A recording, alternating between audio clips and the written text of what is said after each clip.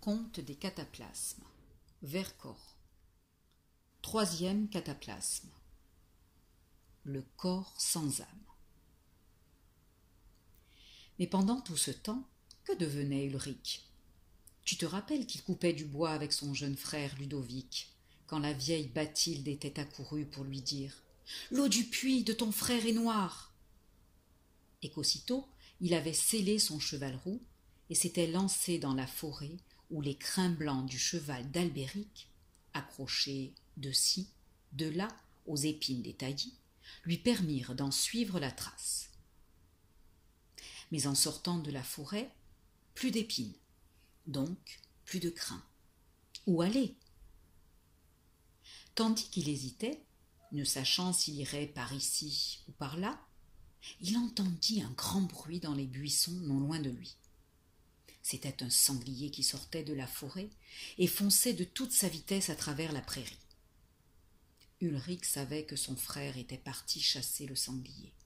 Il savait que les sangliers suivent souvent les mêmes chemins. Sans hésiter, il se mit donc à la poursuite de celui-là. Il le poursuivit toute la journée, traversant d'autres forêts et d'autres prairies.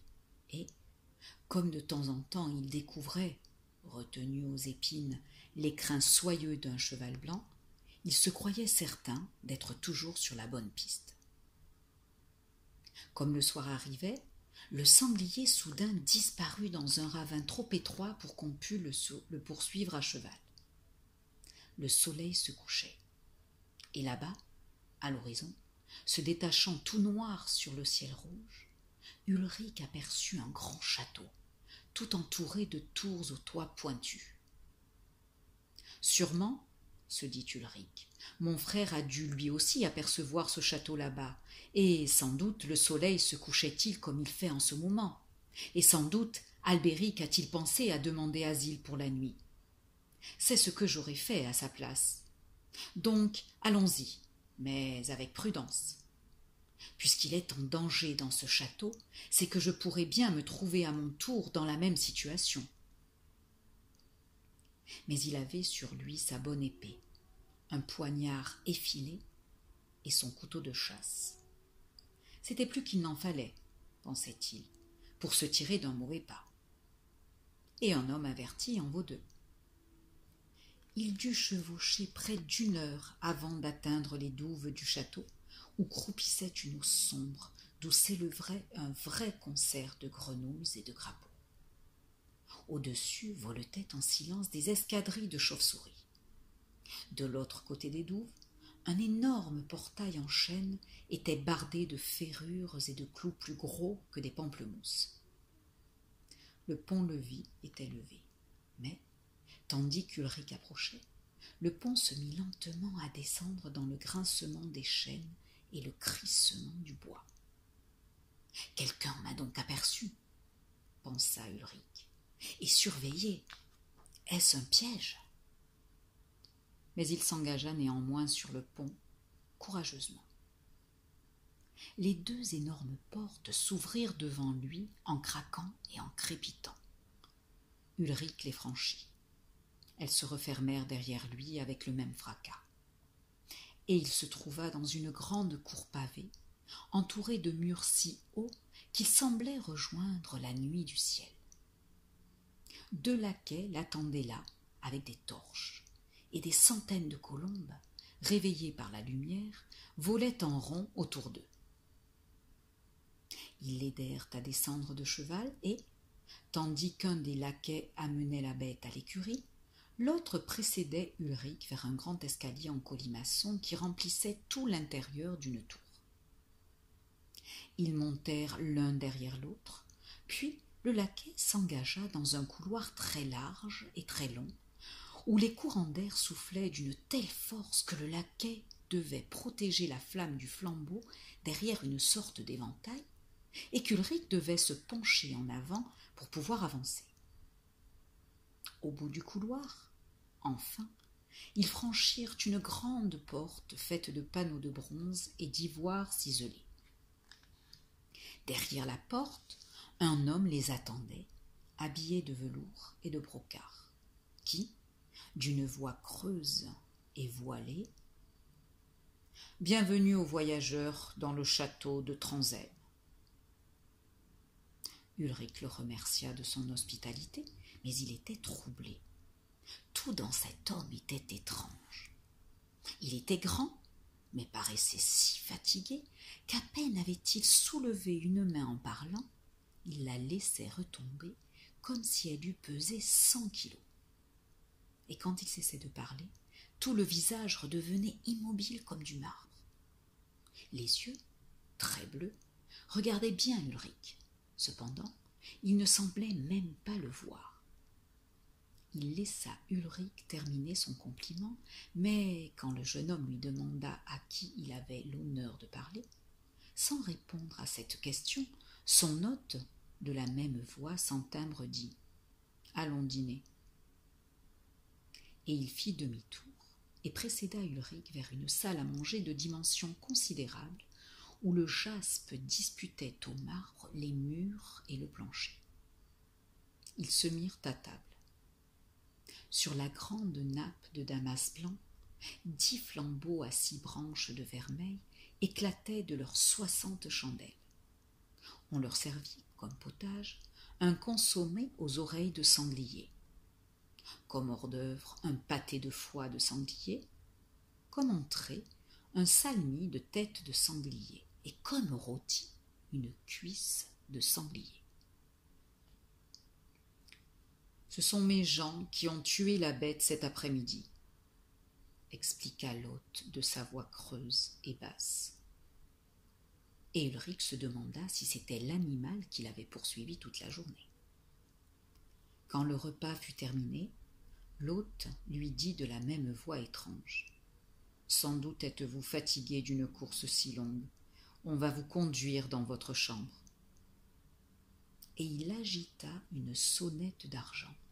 Et aussitôt, un domestique apparut qui fit signe à Ulrich de le suivre et le mena à l'autre bout du long couloir au courant d'air, dans une chambre spacieuse, tapissée de brocart, où l'attendait un grand lit de plumes. Mais quand il franchit la porte, il sentit le parquet s'ouvrir sous ses pieds. Et il tomba dans une sorte de puits tout noir, ressentit un grand choc et s'évanouit. Cependant qu'arrivaient toutes ces aventures, qu'Albéric était amené par les bandits et jeté enchaîné dans un cul de basse-fosse d'un vieux château en ruine, qu'Ulrich parti à sa recherche espérait le retrouver dans l'étrange et assez effrayant château de Tranzène, leur plus jeune frère, Ludovic, chevauchait à son tour sur son petit poney dans la forêt de Malvoisie. Et d'abord, il avait suivi lui aussi la piste de ses 2 frères grâce au crin blanc du cheval d'Albéric et au crin roux du cheval d'Ulrich que les épines des buissons avaient accroché et retenu. Mais après avoir traversé plusieurs plaines et plusieurs forêts, voici qu'il s'aperçut que les traces se séparaient, que la piste au crin blanc s'en allait d'un côté et la piste au crin roux d'un autre. Mais, pensa-t-il, puisque l'eau du puits d'Albéric est redevenue limpide, il ne l'avait pas vue devenir de nouveau grise et de plus en plus noire. C'est donc, se dit-il, qu'il s'est tiré d'affaire. Il vaut mieux que je suive la piste du cheval d'Ulrich, puisque c'est lui qui est en danger. Mais, tandis qu'après avoir chevauché toute la journée il traversait la 3e forêt, il lui sembla que son poney boitait un peu. Alors, il le mena vers une clairière où poussait une herbe fraîche et tendre. Il descendit et lui dit : « Tu es fatigué et tu dois avoir faim. Repose-toi et broute tout ton souffle. Je continue à pied et je te reprendrai au retour. » Le poney le remercia en hennissant. Ludovic l'embrassa sur les naseaux et poursuivit tout seul son chemin à travers la forêt. À un moment, comme il enjambait un ruisseau, il vit une petite fourmi qui était tombée et qui se débattait désespérément pour ne pas se noyer. Ludovic prit une brindille, aida la fourmi à s'y accrocher et la ramena à terre. Et alors, À son grand étonnement, la fourmi se mit à parler. « Ça, dit-elle, j'ai rarement vu un jeune garçon aussi gentil que toi. Les garnements que je rencontre en général m'auraient plutôt empêché de regarder la berge pour voir ce qui arrivait. Tu m'as sauvé la vie. Tiens, prends une de mes pattes, mets-la dans ton mouchoir. Et si tu as besoin, pour échapper à un danger, de devenir tout petit, tu n'as qu'à m'appeler. Petite fourmi, et tu deviendras aussitôt une fourmi comme moi. Ensuite, jette ma petite patte et tu redeviendras un jeune garçon. Naturellement, dit-elle encore, la patte ne peut servir qu'une fois.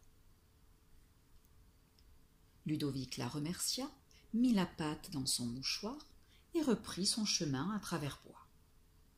Au bout d'un certain temps, il rencontra un très grand loup allongé sur la mousse et qui se léchait une patte en gémissant. Au lieu d'avoir peur, Ludovic s'approcha et dit « Tu es blessé ?»« Oui, dit le loup, je me suis enfoncé une grande épine qui me fait horriblement mal. »« Voyons cela, dit Ludovic. Et avec beaucoup d'adresse, il lui retira son épine. « Ça, dit le loup, tu as vraiment un cœur d'or. Un autre que toi en aurait profité pour me tuer. Tiens, prends un poil de mon échine, mets-le dans ton mouchoir. Et si tu as besoin, pour défendre ta vie, d'avoir une mâchoire puissante, des dents pointues, tu n'as qu'à m'appeler. Mon petit loup, et tu deviendras un grand loup comme moi. Ensuite, jette le poil de mon échine, et tu redeviendras jeune garçon. Naturellement, dit-il encore, le poil ne peut servir qu'une fois. Ludovic remercia le loup, mit le poil dans son mouchoir et poursuivit son chemin à travers bois.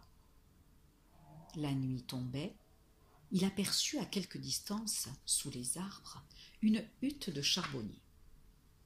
Il y trouva un lit de feuilles, s'allongea dessus et s'endormit profondément.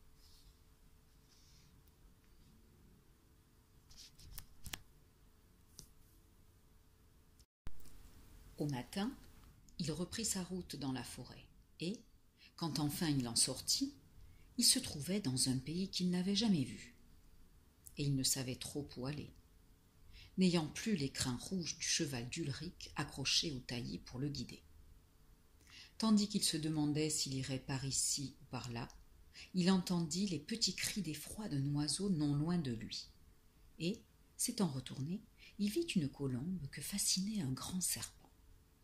C'était une ravissante colombe qu'un horrible serpent vert et noir, enroulé sur lui-même devant elle, la tête un peu dressée, hypnotisait de ses yeux brillants. Et la pauvre colombe ne pouvait s'empêcher de s'approcher par petits bonds, et elle avait tellement peur qu'elle poussait ces cris légers que Ludovic avait entendus. Alors, il se précipita vers le serpent, au risque de se faire piquer, mais le serpent s'enfuit sans demander son reste, et la colombe, délivrée, put s'envoler en poussant cette fois un petit cri de joie. Ludovic la vit tourner en rond quelques instants au-dessus de lui, puis elle descendit en planant et vint se poser sur l'épaule du garçon. « Tu m'as sauvé la vie, dit-elle. Je voudrais t'en récompenser. Quel service puis-je te rendre qui pourrait être utile ?»« Eh bien, dit Ludovic, puisque tu as la chance de voler, tu dois pouvoir distinguer des choses sur la terre qu'un pauvre piéton comme moi ne peut pas apercevoir. Je cherche mon frère Ulrich. Il est sur un cheval roux. Envole-toi, va assez haut pour voir aussi loin que tu peux, et, si tu l'aperçois, viens vite me le dire. »« Un jeune homme sur un cheval roux ? Je crois bien que je l'ai vu, dit-elle. »« Où ça ?» dit vivement Ludovic. « Au château de Transem. C'est là que je demeure avec quelques centaines d'autres colombes. Hier soir, un jeune homme est entré pour y passer la nuit. Il montait un grand cheval roux. Si c'est ton frère, je crains qu'il ne se trouve en grand danger. C'est sûrement lui, dit Ludovic. Quel danger court-il? Tranzème et le château du corps sans âme, dit la colombe en frissonnant. Le corps sans âme? Qu'est-ce que c'est? C'est un homme qui n'existe pas, dit la colombe. Je ne comprends rien, explique-toi, dit Ludovic. C'est-à-dire qu'il existe quand même, dit la colombe, puisqu'il a un corps. Mais ce corps n'a d'un homme que l'apparence, puisqu'il n'a pas d'âme. Alors, de temps en temps, quand vient un visiteur, le corps sans âme le jette dans une cave, et là il lui dérobe son âme, qu'il fait entrer dans son corps à lui, afin de devenir un homme. Et c'est pourquoi le château s'appelle Tranzème. Et malheureusement, tout me fait croire qu'un piège a été tendu à ton frère afin de lui prendre son âme. J'y cours, dit Ludovic. Où est ce château? Tu vois cette colline, puis celle-ci derrière, puis celle-là encore? Quand tu les auras gravies, toutes les trois, tu apercevras les tours du château. Mais attends, prends sur mon ventre cette petite plume, mets-la dans ton mouchoir, et si tu as besoin, pour défendre ta vie de pouvoir t'envoler, tu n'as qu'à m'appeler. Petite colombe, et tu deviendras aussitôt un oiseau comme moi. Ensuite, jette la petite plume, et tu redeviendras jeune garçon. Naturellement, dit-elle encore, la plume ne peut servir qu'une fois. Ludovic voulut remercier la colombe et s'en aller, mais celle-ci le retint. Encore un mot, dit-elle. Il faut que tu saches que le corps sans âme ne peut mourir puisqu'il n'a pas d'âme. Inutile d'essayer de le tuer, car si tu le perçais de 1000 coups de poignard, ce serait comme le percer de ton oreiller. Rien à faire. Mais, dit Ludovic, s'il a pris l'âme de mon frère Ulric, est-ce qu'il ne peut quand même pas mourir? Justement, dit la colombe, c'est là toute la complication. Tu pourrais bien le tuer pendant qu'il a une âme, mais alors, du même coup, ton frère mourrait aussi. Remarque, il y a bien peut-être un moyen. On dit que quand il n'a pas d'âme, si quelqu'un lui cassait sur le front le premier œuf d'une jeune colombe, il redeviendrait mortel. Mais d'abord, il faudrait qu'il ait restitué l'âme qu'il a volée, et ensuite, ce premier œuf est bien difficile à se procurer, parce que le corps sans âme a une personne à son service dont le seul travail consiste à surveiller toutes les jeunes colombes pour en détruire les œufs. De plus, quand il n'a pas d'âme, il est aussi méchant, aussi cruel qu'une bête sauvage, et il commence par massacrer toutes les colombes du voisinage. De sorte que nous nous sauvons toutes, et que nous attendons pour revenir qu'il ait dérobé l'âme de quelqu'un d'autre. Car alors, il redevient humain, juste et charitable. Et il a probablement déjà pris l'âme de ton frère, puisque me voici seule ici, que toutes mes compagnes sont rentrées au château. Je ne sais pas comment tu pourras faire pour tirer ton frère de ce mauvais pas, mais je te souhaite bonne chance. Maintenant, je te laisse aller. Ludovic la quitta, mais elle vola longtemps au-dessus de lui pour lui montrer le chemin, et ne l'abandonna que quand ils furent en vue du château de Tranzème. La nuit tombait. Ludovic s'approchait prudemment pour ne pas être vu. Quand il fut tout près, il vit que le pont-levis était levé. Il fit le tour des douves, mais partout elles étaient pleines d'une eau très noire et remplies de grenouilles. Impossible de passer. Mais il vit que des feuilles mortes flottaient sur l'eau et que le vent les poussait vers l'autre bord. Alors, il prit son courage à deux mains et appela doucement. « Petite fourmi !» Et aussitôt, il devint en effet une fourmi lui-même, et son mouchoir, la patte, le poil et la plume rapetissèrent aussi en proportion, de sorte qu'ils purent se nicher dans un pli de son corselet. Et sans tarder, il embarqua sur une feuille morte qui le transporta lentement sur l'autre rive, non sans qu'il eût manqué 2 ou 3 fois d'être avalé par une grenouille. Mais il débarqua sain et sauf au pied des murs énormes, et il commença de nouveau à tourner tout autour, en courant de toutes ses pattes de fourmi. Bientôt, il découvrit une fente étroite entre les pierres, une sorte de meurtrière dans laquelle il entra et qui le conduisit à l'intérieur du château. Pendant toute la nuit, il courut d'une pièce à l'autre, parcourant d'abord toutes les caves, puis le rez-de-chaussée, puis le premier étage, et il allait monter encore plus haut quand il avisa une dernière chambre qu'il avait oublié de visiter. Et là, il y trouva une trappe, et sous cette trappe un puits, et au fond de ce puits, il découvrit son frère, couché par terre, mais dans un tel état qu'il en resta épouvanté. Ulrich, en effet, ne bougeait pas et ne regardait rien, bien qu'il eût les yeux ouverts.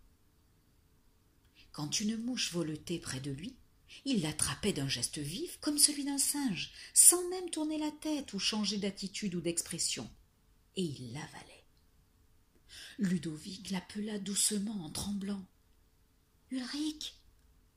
Et son frère tourna lentement un visage de marbre sur cette petite fourmi qui lui parlait, et il la regarda d'un air idiot et appliqué d'une vache qui regarde passer un train. « Bonjour, Ulrich !» dit Ludovic. « Bonjour, comment allez-vous » dit Ulrich d'une voix creuse et basse.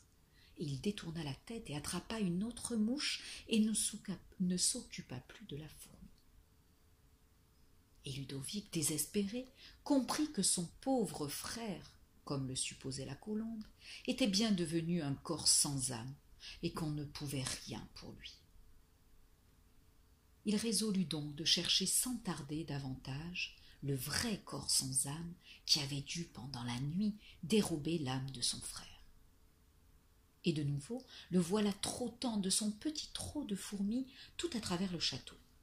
Il traversa ainsi les cuisines immenses, des couloirs sans fin, des salons couverts de tapisseries splendides, de vastes pièces remplies de meubles et d'objets merveilleux. Enfin, il entra, en passant sous la porte, dans une très belle chambre, et dans cette chambre il y avait un lit très somptueux, et dans ce lit il y avait un homme très beau et très grand, mais qui avait l'air affreusement triste, et il l'entendait qui disait à mi-voix « Mon Dieu, qui donc me délivrera ?» Alors Ludovic ouvrit son tout petit mouchoir et jeta la toute petite patte que lui avait donnée la fourmi, et il redevint un jeune garçon. Et il dit « Pourrais-je vous aider ?»« Qui es-tu » dit l'homme tout surpris en se dressant sur son séant. « Je m'appelle Ludovic. Vous êtes le corps sans âme, n'est-ce pas ?»« Oui. Comment le sais-tu ?»« Peu importe, » dit Ludovic. « Pourquoi êtes-vous si triste ?»« Parce qu'il ne doit pas y avoir sur la terre d'homme plus malheureux que moi, pas de plus misérable, » dit le corps sans âme avec un soupir profond. « Vous avez dérobé l'âme de mon frère, » dit Ludovic. « Est-ce ton frère ?» dit le corps sans âme. « Alors tu dois me haïr bien fort, et c'est avec bonheur que je t'offrirais ma vie, si je pouvais. Mais ton frère mourrait aussi. » « Alors pourquoi avez-vous pris son âme? Pourquoi ne la lui rendez-vous pas ?»« Parce que, aussitôt que je me retrouve sans âme, je ne suis plus qu'un corps de bête, avec tous les instincts d'un animal sauvage, et je ne commets plus que des actes abominables, beaucoup plus abominables que ceux de la bête la plus cruelle, puisque j'ai la cervelle d'un homme. Je massacre, j'incendie, je parcours la campagne et même les pays voisins à la tête d'une bande de pillards qui met villes et villages à feu et à sang. Je ne deviens un homme sensé et raisonnable que quand je peux enfin me procurer une âme. Mais alors, ma pensée, ma raison, elles, ne sont dans mon cerveau que grâce au malheur à qui j'ai pris son âme, comme ton frère, et qui, pendant ce temps, mène à ma place une vie de bête au fin fond du château. Et je ne peux pas l'oublier non plus. Bourrelée de crimes ou bourrelée de remords, voilà toute ma vie, et c'est une vie qui n'en finit pas. Car, quand je n'ai pas d'âme, je ne peux pas mourir. Tous les hommes meurent, termina-t-il, sauf moi. Mon Dieu, gémit-il de nouveau, qui donc me délivrera? Si vous vouliez, dit Ludovic, moi je pourrais peut-être. Toi? Et comment ferais-tu? Dit le corps sans âme en haussant les épaules avec tristesse. Rendez son âme à mon frère, et vous verrez, dit Ludovic. C'est impossible, soupira le corps sans âme. Ça ne servirait à rien. Et sais-tu ce qui arriverait? Pour que je puisse mourir, il faudrait qu'on me brise sur le front le premier œuf d'une jeune colombe. Or, si je rends son âme à ton frère, aussitôt redevenu un corps inhabité, je ferai détruire tous les œufs de colombe et tous les oiseaux se sauveront pour ne pas être massacrés. Et ensuite, Dieu protège les villes de ce pays et leurs habitants. Et tu ne pourras rien empêcher, parce que, très probablement, je t'aurais tué moi-même tout d'abord. Peut-être que je pourrais, dit Ludovic. Essayons. Qu'est-ce que vous risquez? Oh, moi rien, mais je viens de te le dire. C'est tout le pays qui risquerait d'être de nouveau mis à feu et à sang. Peut-être que je pourrais l'empêcher, répéta Ludovic. Si c'est seulement que vous avez peur de vous trouver sans âme, vous pourrez toujours prendre la mienne en échange. Non, non, tu es trop jeune. Il n'arrivera que des catastrophes. Saurais-tu seulement retrouver ton frère au fin fond de ce château si je ne t'y menais pas moi-même? Sais-tu qu'il y a 1000 chambres, autant de caves et autant de greniers? Et si je retrouve mon frère sans votre aide, penserez-vous encore que je suis trop jeune? Tu ne le retrouveras pas. Mais si je le trouve, c'est que tu ne serais fichtrement trop fort. Personne n'a jamais retrouvé un homme caché dans mon château. Eh bien, je serai le premier. Si je le trouve, vous lui rendez son âme. Je vous répète que vous pourrez toujours prendre la mienne. C'est bon. Va chercher ton frère. Ludovic ne se le fit pas dire 2 fois. Il n'eut qu'à se rappeler où il avait passé, quand il était fourmi, pour retrouver sans trop de mal, au fin fond du château, l'espèce de puits où Ulrich était enfermé. Et il le fit lever, et son frère le suivit, comme un chien suit son maître, en dansant et en gambadant du palais du plaisir de le retrouver. Et de la même façon qu'un chien aboie de joie, Ulrich chantait des bouts sans queue ni tête, de vieilles chansons apprises dans son enfance. Ils arrivèrent ainsi dans la chambre du corps sans âme, qui, pendant ce temps, avait passé une robe de chambre tout en soie brodée d'or, et qui fut bien surpris de les voir. Mais il tint sa parole. « Fais asseoir ton frère dans ce fauteuil, » dit-il à Ludovic. Et celui-ci fit ce qu'il disait. Alors, le corps sans âme s'assit lui-même dans un autre fauteuil face à Ulrich, et la cérémonie commença. D'abord, il sortit de sa poche un miroir pas plus grand que le fond d'une coupe de cristal, mais plus brillant que du diamant, et il l'inclina de telle sorte que le miroir reflétait la lueur de la lune, et que cette lueur venait éclairer le front d'Ulrich. Et à peine Ulrich fut-il caressé par le rayon de lune qu'aussitôt il s'endormit. Et le corps sans âme commença de psalmodier une sorte de litanie. Ses lèvres remuaient à peine, mais Ludovic avait l'oreille fine, et il l'entendait quand même. Sors d'ici, entre là, passe par-ci et sors de là, et entre ici et passe par là, ouvre ici et verrouille là, verrouille ci et ouvre là, réveille ci et endors ça, et endors ci et réveille ça. Avance, avance, avance. Et Ludovic voyait le visage du corps sans âme devenir de plus en plus pâle et immobile, et il voyait les yeux se vider de leur regard. Et pendant ce temps, le visage de son frère lentement se réveillait, ses yeux s'ouvrirent et brillèrent de plus en plus, et enfin Ulrich sauta sur ses pieds, et il reconnut Ludovic, qui se jeta dans ses bras.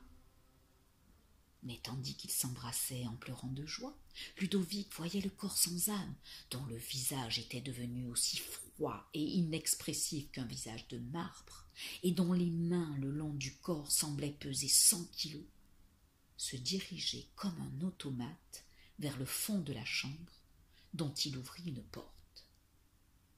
Et derrière cette porte, il y avait une grille. Et derrière cette grille, il y avait un chien, un immense chien danois, grand comme le poney de Ludovic, avec une gueule énorme et rouge et des crocs à vous couper un bras d'un seul coup. Et, comme un automate, le corps sans âme ouvrit la grille et claqua de la langue. Le chien bondit et se jeta sur les jeunes gens. D'abord il renversa Ulrich, et Ulrich se défendait pour empêcher le chien de l'égorger, mais il allait bien vite succomber. Alors Ludovic appela « Mon petit loup, mon petit loup !»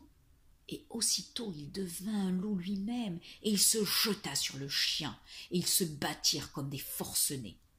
Mais enfin Ludovic put lui planter dans la gorge ses grandes dents de loup, et le chien s'abattit et ne bougea plus. Mais Ludovic vit que le corps sans âme avait décroché un arc et des flèches, et que déjà il bandait son arc. « Sauve-toi !» cria-t-il à son frère. « Dépêche-toi, cache-toi n'importe où, et je te retrouverai tout à l'heure. » Puis, pour donner à Ulrich le temps de se sauver, il se jeta sur le corps sans âme, de sorte que celui-ci dut se retourner pour lui faire face. Et déjà, il visait Ludovic avec son arc, mais celui-ci jeta le poil de loup en appelant « Petite colombe, petite colombe !» Et aussitôt, le loup devint une colombe, et il s'envola juste au moment où la flèche partait. Il tourna plusieurs fois dans la chambre en volant, et le corps sans âme le poursuivait de flèches, mais sans l'atteindre. Puis il sortit son miroir de diamant et voulut diriger sur Ludovic un rayon de lune afin de l'endormir et de lui prendre son âme. Mais Ludovic l'évitait en volant dans tous les sens, et enfin il sortit par la fenêtre et rejoignit dans la cour du château les centaines de colombes qui étaient revenues, croyant que leur terrible châtelain était de nouveau habité par une âme. Mais quand elles virent celui-ci bondir parmi elles avec son arc et ses flèches et commencer de les abattre les unes après les autres, elles s'envolèrent dans toutes les directions. Quant à Ludovic, il était aussitôt rentré par la fenêtre de la chambre du corps sans âme et il s'était caché dans le lustre, au milieu des chandelles. Peu après, le corps sans âme, ayant massacré toutes les colombes qui n'avaient pas pu s'enfuir assez vite, revint dans sa chambre et il enleva sa robe d'intérieur et revêtit ses habits de guerre.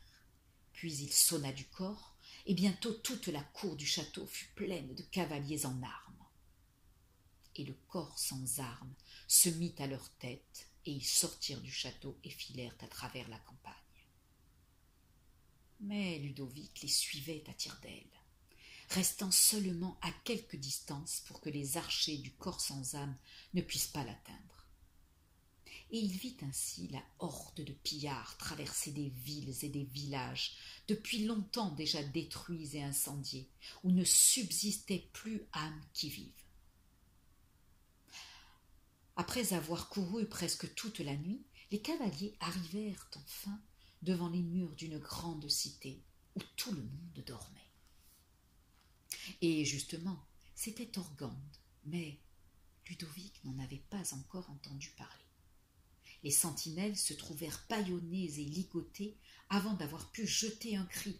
Les pillards entrèrent dans la ville, pénétrèrent dans le château, où les gardes subirent aussitôt le sort des sentinelles, trouvèrent le grand-duc endormi, le chargèrent de chaînes et l'amenèrent devant leur chef qui s'était installé sur le trône ducal et qui lui avait dit, de sa voix lente et basse: « Demain matin, je veux que soient réunis dans cette salle tous les trésors de la ville. Je veux tout l'or de vos caisses et celui des marchands, tous les bijoux des femmes et les pierres précieuses, toute la vaisselle d'argent et de vermeil des riches. Quant aux autres, s'ils ne peuvent rien donner, ils seront passés au fil de l'épée. Si ce que je demande n'est pas livré demain à la première heure, la population sera massacrée, y compris les femmes et les enfants. » Ayant ainsi parlé de cette voix sans timbre qu'il avait, le corps sans âme leva une main qui semblait peser 100 kilos, et il congédia le grand-duc. Puis il se leva et entra dans la chambre ducale, se jeta sur le lit tout botté et tout habillé, et bientôt s'endormit d'un sommeil de plomb. Mais Ludovic, petite colombe perchée sur le balcon, avait assisté à tout cela à travers les croisées, et il était entré dans la chambre par la fenêtre et s'était caché sous le lit. Et quand il entendit que la respiration du corps sans âme devenait le souffle lent et régulier des personnes qui dorment, il pria de toutes ses forces: « Petite colombe, aide-moi, aide-moi !» Et bientôt, il sentit dans son ventre d'oiseau se former un œuf. Et l'œuf grossit et durcit, et peu après, il était pondu, et ainsi, c'était le premier œuf d'une jeune colombe. Ainsi, Ludovic jeta la petite plume que l'oiseau lui avait donnée, et il redevint un garçon. Et, sans bruit, il s'approcha du corps sans âme endormi et, doucement, il lui brisa sur le front son œuf de colombe. Alors le corps sans âme se souleva lentement sur son lit, ouvrit les yeux en murmurant « Dieu soit loué !» Et des larmes coulèrent sur son visage, et ce visage lui-même commença de vieillir très vite, de se couvrir de plis et de rides de la vieillesse. Et c'était une très grande vieillesse, puisque le corps sans âme avait vécu sans vieillir depuis des siècles et des siècles. Et il vit le jeune garçon debout auprès du lit et qui le regardait dans la nuit. « Est-ce toi, Ludovic ?» dit le corps sans âme d'une voix douce. Et Ludovic dit que c'était bien lui. « Alors, dit le corps sans âme, pourquoi est-ce que tu ne me tues pas? Je suis mortel maintenant. »« Je crois que ce n'est pas la peine, dit Ludovic, et puis ma main tremblerait. »« C'est étrange, dit le corps sans âme. À présent que je suis mortel, je me sens à la fois heureux et effrayé. Heureux, puisque cette vie trop longue va finir, mais effrayé quand même de mourir. C'est peut-être quelque chose en train de se former en vous qui ressemble à une âme, dit Ludovic. Tu crois? Dit le corps sans âme avec espoir. Est-ce que je deviens comme les autres hommes? Est-ce qu'ils sont tous ainsi quand ils vieillissent, tellement fatigués de vivre qu'ils voudraient mourir, mais tellement révoltés de mourir qu'ils veulent continuer de vivre? Je ne sais pas, dit Ludovic. Je suis trop jeune pour cela. mais il me semble que vous ressemblez, en effet, de plus en plus à un homme véritable. Enfin, enfin, dit le corps sans âme, mais sa voix devenait de plus en plus faible, et les rides de son visage de plus en plus profondes. Ah, dit-il à Ludovic, je me sens tellement lasse, lasse à un point que je ne saurais dire, et je crois que je vais dormir longtemps, très longtemps. Adieu, dormez bien, dit Ludovic, et il se sentait à la fois heureux et le cœur gros. Adieu, dit le corps sans âme en reposant la tête sur l'oreiller. Dis à mes lieutenants qu'ils me couchent sur une litière, qu'ils laissent les gens d'ici tranquilles, qu'ils libèrent le grand-duc et qu'ils me ramènent au château de Tranzème. Va, je m'endors déjà. Dormez en paix, répéta Ludovic, et il avait le cœur bien gros. Et il sortit de la chambre et dit au lieutenant du corps sans âme ce que celui-ci leur commandait. Et les lieutenants mirent le dormeur sur une litière, tirée par 4 chevaux, et ils ramenèrent au château de Tranzème, où ils arrivèrent un peu avant l'aurore. Ludovic les avait suivis, et il y retrouva son frère, qui avait déjà sellé son cheval roux, et qui prit son cadet en croupe. Ils sortirent du château et se dirigèrent vers la forêt. Le matin se levait. À peine le soleil eut-il paru sur l'horizon que les 2 frères entendirent au loin la cloche du donjon sonner le glas. Et au sommet de la plus haute tour, ils virent que l'on avait hissé un drapeau noir. Et ainsi, ils surent que le corps sans âme avait enfin reçu sa délivrance.